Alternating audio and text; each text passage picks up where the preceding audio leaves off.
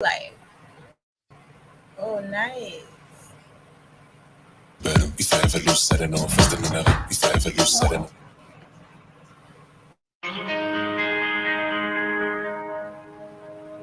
Too many days in the darkness without a glimpse of the light. Running tired and broken and scared, but I swear I'll never give up the fight. I see you broken and beat, head pulled down over your eyes. Every part of you wants to surrender, darling. You were meant to survive. Woo! So brace yourself today for a profound revelation. We are going to bust the protein myth wide open today. Hey, OJ, how are you doing? I'm doing great. Thank you. That's good. All right. So welcome to the Daily Energy Bite Deb Show. We are here weekdays at 2 p.m. Eastern Standard Time, and we are here to help you create the health of your dreams. So today we are going to continue what we did last week, which is talking about plant-based basics. We didn't actually get a chance to talk about what we would make for dinner or the main meal of the day. So we're going to do a little more on that this week. It will be in the kitchen most of the week.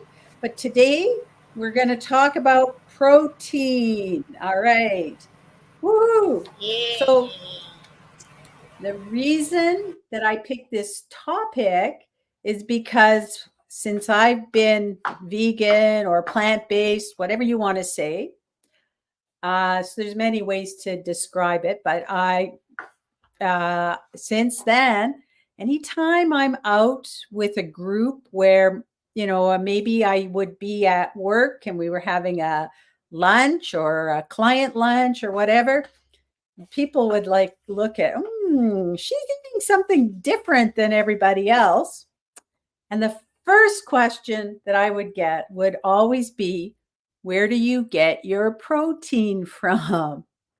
It's totally the first question. So that's the reason that I wanted to talk about that today, because it's definitely a very common question. Hey, Kathy, good to have you. Thank you. Hi, ladies. Hey, we're talking about Kathy. protein. And Yes. the most common question that people who are plant-based get is, where do you get your protein from? So there is this really neat, if you've ever seen Game Changers, which is a documentary type movie that was done by a bunch of Hollywood, very A-list people, like Arnold Schwarzenegger is part of that, Jackie Chan. So there's a whole bunch of them. But they interview this guy. He's the strongest man in the world. And he actually has a world record, or at least he did at the time have a world record. And he actually did that world record here in Toronto, where I am. And he is plant-based. And he said that people will ask him this question: how did you get as strong as an ox if you don't eat meat? And his answer is, did you ever see an ox eat meat? And so, but you have to, if you have a chance, go look at the trailer for this Game Changers. I'll try and put it in the chat, but it's hear him say it is so cool. I love it. I don't do it justice. All right. So let's dive into protein. And we're going to start by actually just talking about macronutrients, because there's been a lot of myths and a lot of misinformation about macronutrients. So a macronutrient, what it means is it's measured in grams. So we eat a lot of it. There are 3 macronutrients. There's fat that we kind of put it into a group of three. There's fat, carbohydrates, and protein.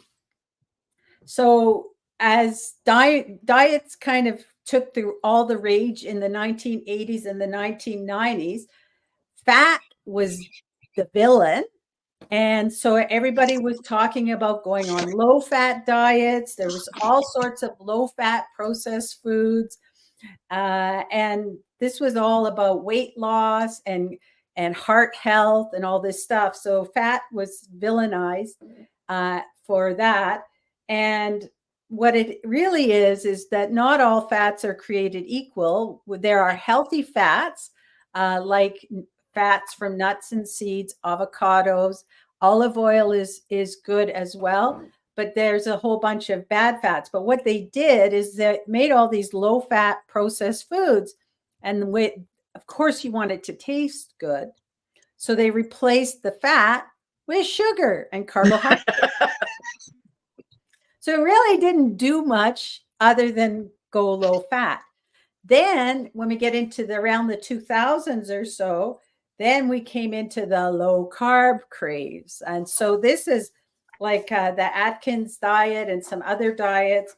They talk about carbohydrates being bad for you and causing metabolic issues. So the reality is that carbohydrates are a crucial source of energy for our bodies, and it's about the source of where you get it from. So if you're looking at getting your carbohydrates from whole grains and whole foods, fruits and vegetables, that's a whole different ballgame than getting it from processed foods. And so that leaves us with protein, which is the third of the macronutrients that we talk about.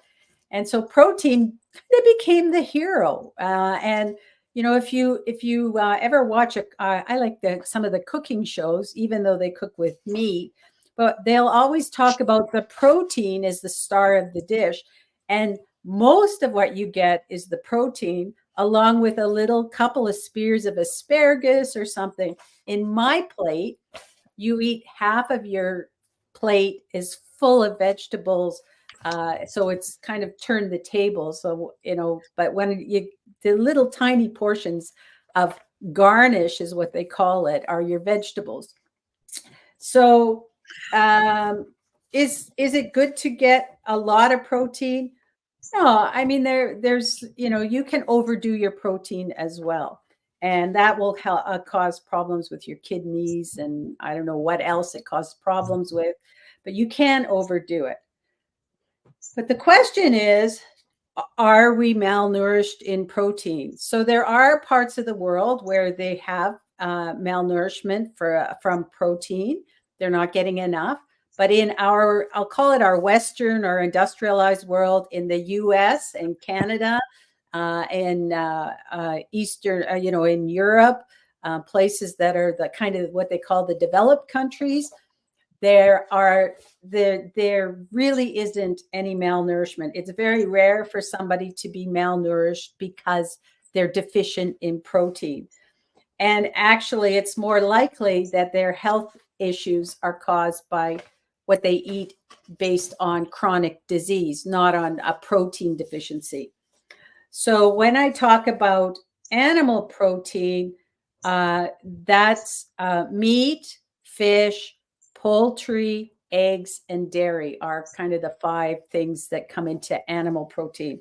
So there have been studies that have been done on plant and animal protein, and what they basically come down to in the studies is that replacing animal protein with good plant protein actually helps to lower mortality.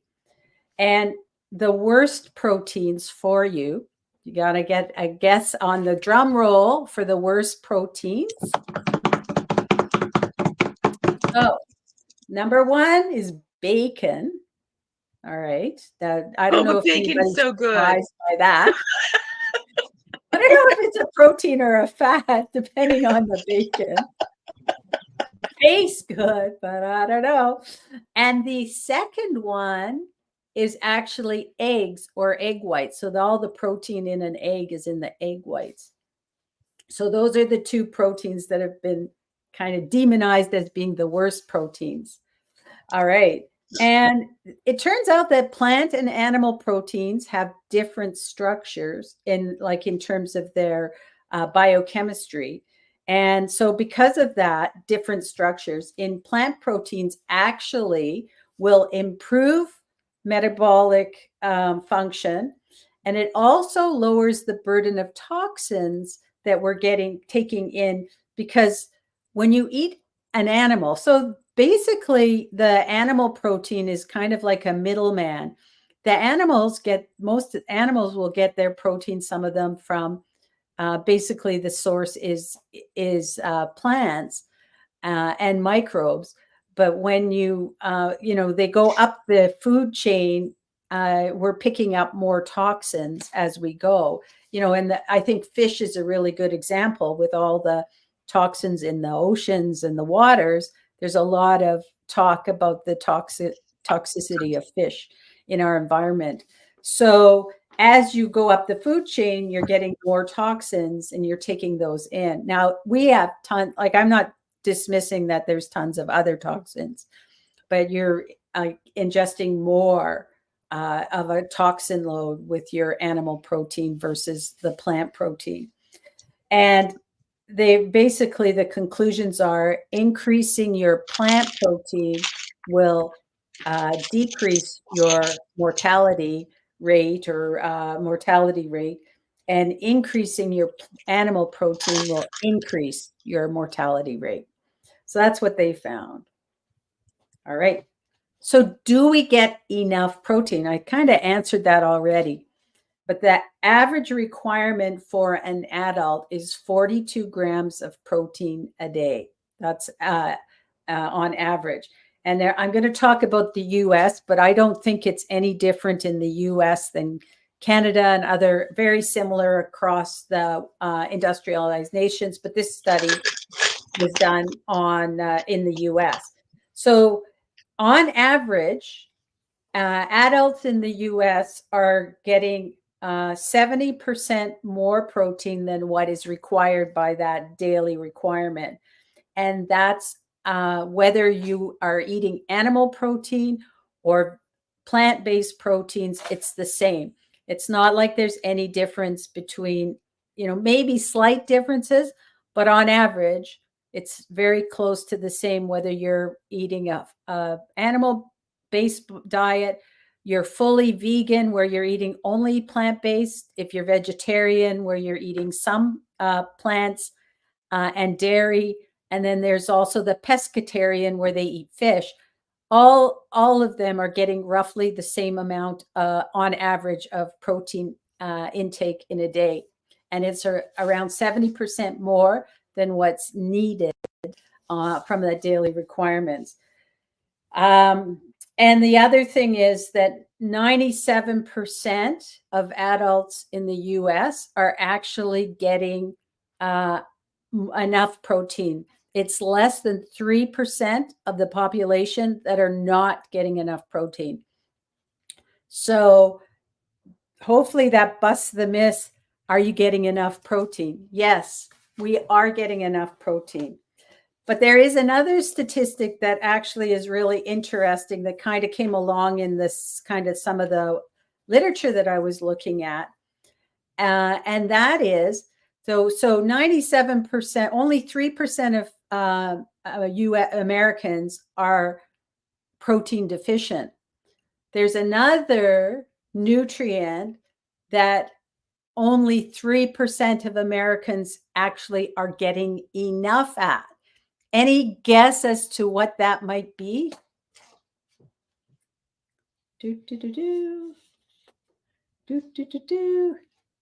Okay, I'm going to go out on a limb and say vitamin D.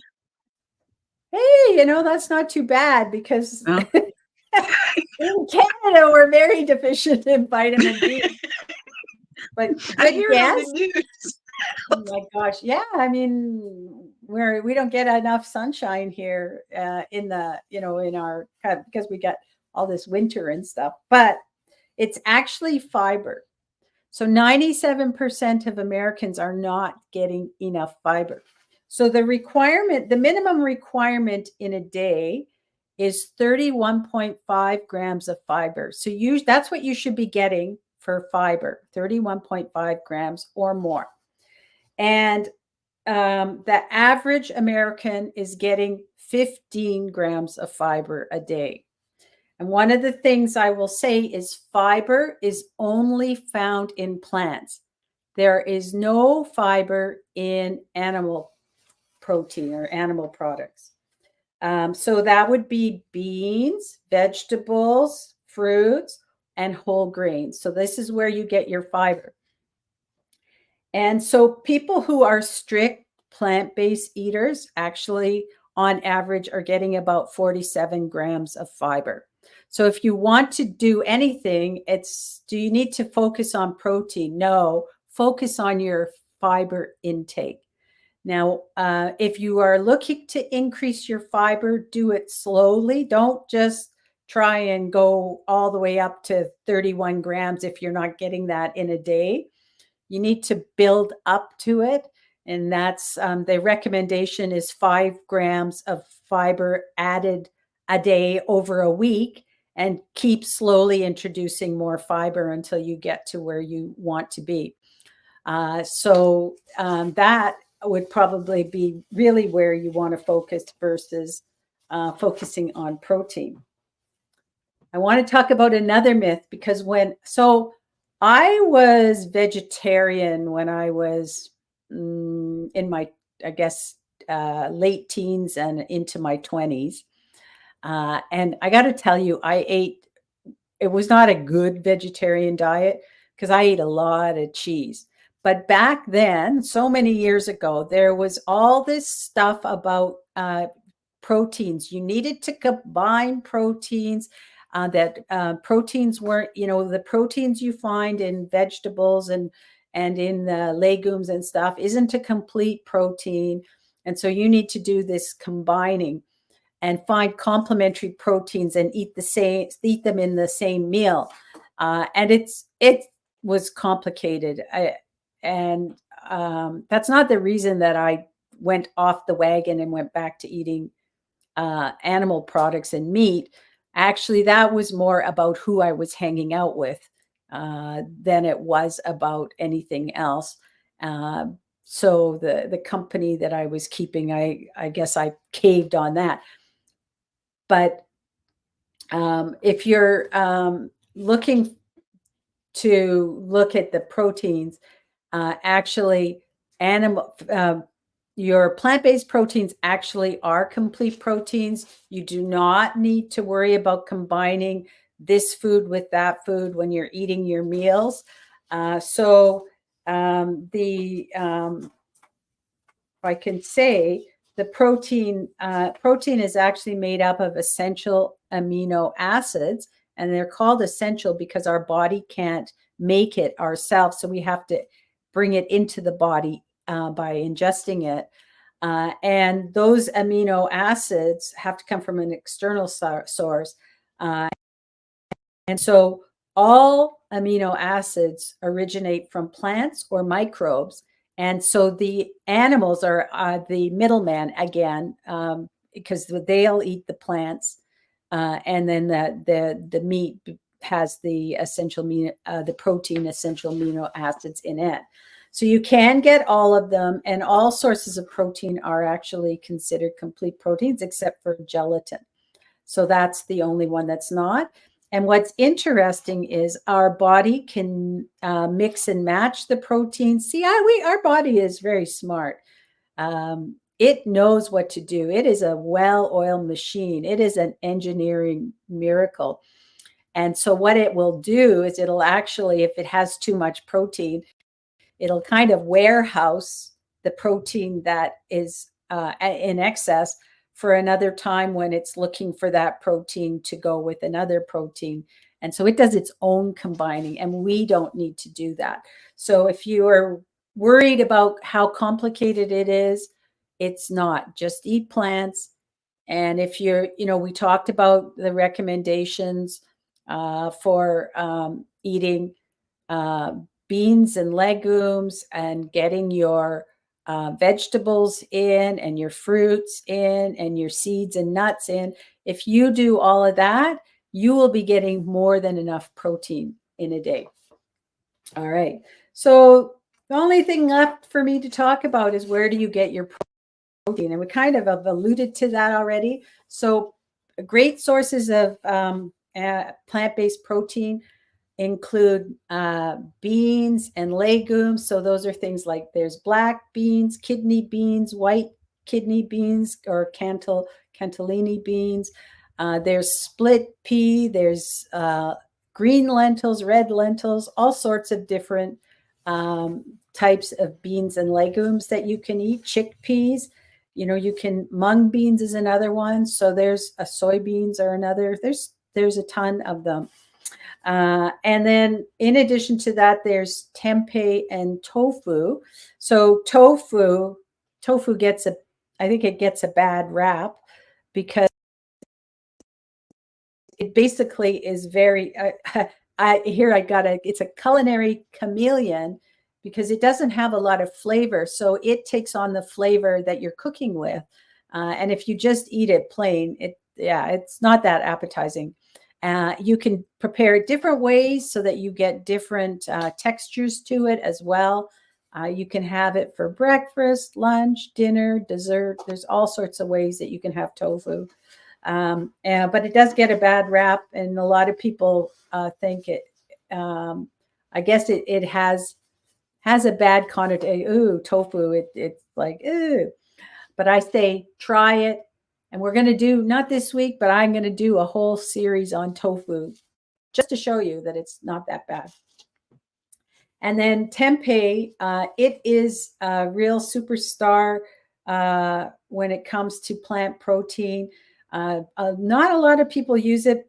We get like a tempeh bacon. You can get it in different flavors. Again, like tofu, you can marinate it, but it is actually a fermented soy, usually soy. You can make it with split peas as well. I've actually made it. You add a culture to it, and it ferments. So it's also very good for your gut because it's giving you the probiotics with the fermented foods. So it's good that way. Has a nutty taste to it. I would say it's used to be when I was vegetarian, it was much more popular.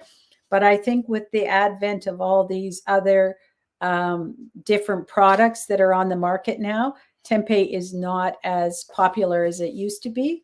But it's actually a good alternative, and you can kind of use it as a ground as well. Either as in a kind of a patty or as kind of ground up chunks as well. Then the other one that I just want to note is quinoa and whole grains. So quinoa actually originates from South America, and it has a really high level of nutrients that it has in it. It's high in protein.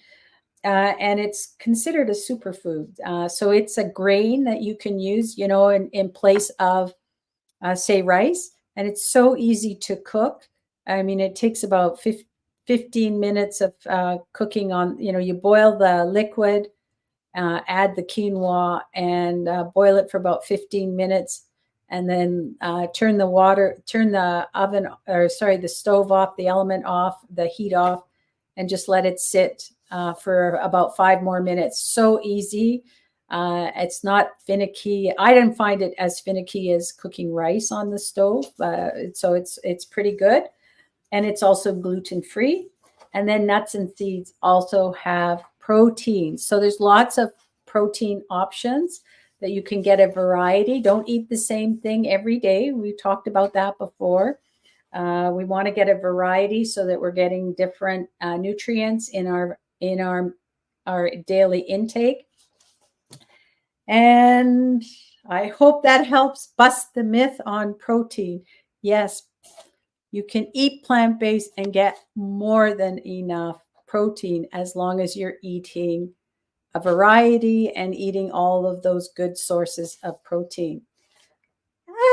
Any questions? Okay, I do have a question. So you know I'm a Costco girl, Yes. and they give out samples Yes. at Costco and on certain days of the week. And I was there and I took a sample of a gummy bear, it tasted like a candy. And they told me it was a fiber gummy bear. After Okay. what you have just shared with me, I'm thinking that I should be very suspicious of the fiber gummy bears. Thank you. I didn't need to say it. So I'm just going to tell you what I believe. I mean, you can look, even like there's other fiber products on the market. I think if you are eating your fruits and vegetables and you're getting, you can get your fiber from your chia seeds and your flax seeds and those kind of sources of fiber. You should be able to get enough fiber and not have to take other supplements. But I believe in eating and getting your nutrients from your diet and not from these other supplements. That sounds really nice to have it in a gummy bear, but I'm pretty suspicious of it myself. And I don't know, if it's been put to the test, from a scientific perspective, but I would be a bit leery of that. It sounds really good, but really start with your whole foods. That's the Okay. best place to get at least in my opinion, that's the best place to get your fiber from. Okay, thank you. That's a good question though. Because there's lots of things, and that's what happens, if there's people talk about if somebody comes up and, it becomes the rage or the topic of the day is about fiber, because there is a lot of talk about fiber. Then what happens is, you get all these other little products coming out and, the food processors, that are making these processed foods are making sure to tell you there's fiber in what they're making. But I don't know. I would be very suspicious. Whole foods is the best. Great question. All right.